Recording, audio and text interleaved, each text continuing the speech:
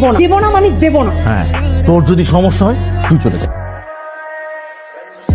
আরে মেয়ে তো বিরাট সুন্দরী, এমন মেয়ে তো চোখ বন্ধ করে বিয়ে করা যায়, কিন্তু তুই যে কেন সহ্য করতে পারিস না বুঝলাম না। সুন্দরী হলে হবে? ও তো একটা কাজের মেয়ে। আরে কাজের মেয়ে সেটা কি কোথাও লেখা আছে নাকি? আর সাজগোজ করলে তো আমার বউ সুন্দর লাগে, বিয়েটা না করলে কাজের মেয়েরা আমি বিয়ে করে নিতাম। এখন আফসোস করে কোনো লাভ আছে? সামনে কি করবো সেটা বল। কি আর করবি, তুই এক কাজ কর, বাসায় গিয়ে নুপুরকে বিয়ে করে ফেল। কি বলতেছিস এসব? যদি না রাজি হয়, আর বাবা তো আমাকে বাসা থেকে বের করে দিয়েছে।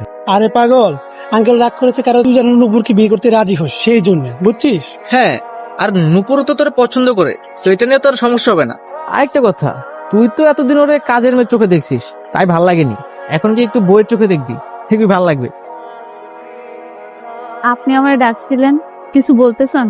দেখো, এতদিন আমি তোমাকে অনেক অপমান করেছি, আমি ভুলছিলাম।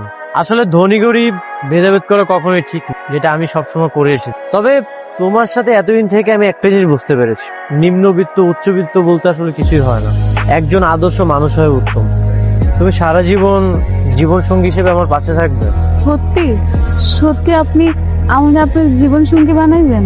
হ্যাঁ সত্যি, আমি চাই তুমি আমার মনের ঘরে কাজের মেয়ে হিসেবে থেকে যাও। কি কাজের মেয়ে?